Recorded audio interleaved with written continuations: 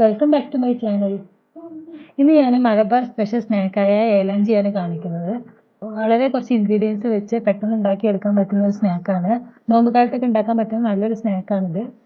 അപ്പോൾ നമുക്ക് ഇതെങ്ങനെ ഉണ്ടാക്കുന്നതെന്ന് വീഡിയോ ഒന്ന് കണ്ടു നോക്കാം. അപ്പോൾ നമുക്ക് ആദ്യം തന്നെ ഇതിലേക്കുള്ള ഫില്ലിങ് തയ്യാറാക്കാം. അതിനായിട്ട് ഞാൻ 1 ടേബിൾ സ്പൂൺ നെയ്യ് എടുത്തിട്ടുണ്ട്. ഇതിലോട്ട് കുറച്ച് അണ്ടിപ്പരിപ്പ് ഇട്ട് കൊടുക്കാം. ഇതൊന്ന് ഫ്രൈ ആക്കി എടുക്കണം. അപ്പോൾ ഇത് ഫ്രൈ ആയിട്ടുണ്ട്. ഇതിലോട്ട് കുറച്ച് മുന്തിരി കൂടി ഇട്ട് കൊടുക്കാം.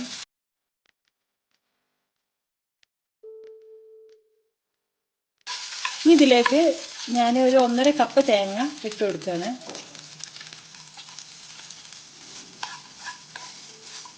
ഞാൻ 1 കപ്പ് മൈദയാണ് എടുത്തിട്ടുള്ളത്. എത്ര ക്വാണ്ടിറ്റി വേണം അതിനനുസരിച്ച് തേങ്ങ എടുക്കുക. പഞ്ചസാര കൂടി ചേർത്ത് കൊടുക്കാം. ഒരു 2.5 ടേബിൾ സ്പൂൺ പഞ്ചസാര ചേർത്ത് കൊടുക്കുന്നുണ്ട്. നമ്മുടെ ആവശ്യത്തിനനുസരിച്ച് മധുരം ചേർത്ത് കൊടുക്കുക. ഈ പഞ്ചസാര ഒന്ന് മെൽറ്റായി കിട്ടണം. ഇനി ഇതിലോട്ട് ഒരു നുള്ള് ഏലക്കാപ്പൊടി കൂടി ചേർത്ത് കൊടുക്കാം.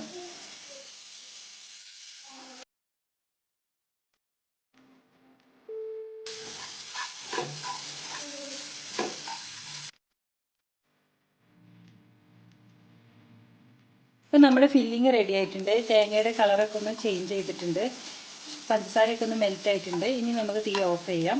തണുത്തതിന് ശേഷം ഏലഞ്ചിയിൽ ഫില്ല് ചെയ്തെടുക്കാം. നമുക്ക് ഇതിൻ്റെ ബാറ്റർ ഉണ്ടാക്കിയെടുക്കാം. അതിനായിട്ട് ഞാൻ 1 കപ്പ് മൈദ എടുത്തിട്ടുണ്ട്. ഇതിലോട്ടൊരു മുട്ട പൊട്ടിച്ച് വയ്ക്കാം.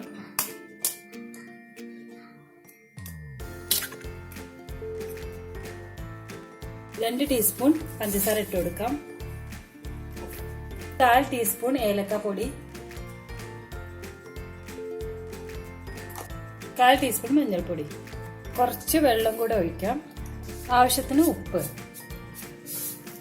ഇനി ഇത് നന്നായി ഒന്ന് അരച്ചെടുക്കാം.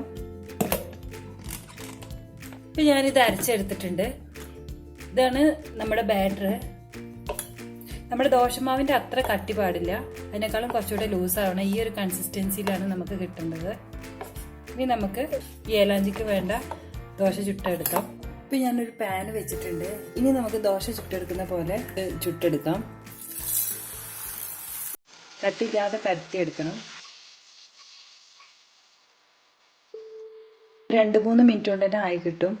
വന്നിട്ടുണ്ട്. ഇതിൽ ശരിക്കും എണ്ണ ഒന്നും ഒഴിക്കേണ്ട ആവശ്യമില്ല. ഇതൊരു പ്ലേറ്റിലോട്ട് മാറ്റാം. ഇതുപോലെ ബാക്കിയുള്ളതും ചുട്ടെടുക്കാം.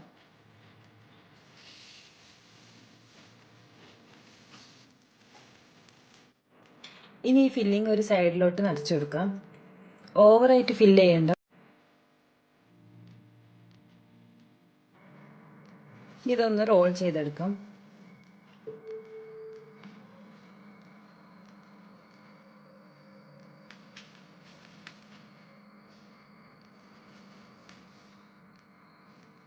ഇതിൻ്റെ 2 അറ്റവും ഇതുപോലെ റോൾ ചെയ്താൽ കുട്ടികളൊന്നും കഴിക്കുമ്പോൾ ഇത് പുറത്തേക്ക് പോവാതെ കിട്ടും.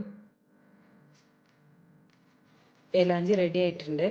ഇതുപോലെ ബാക്കിയുള്ളതും ചെയ്തെടുക്കാം.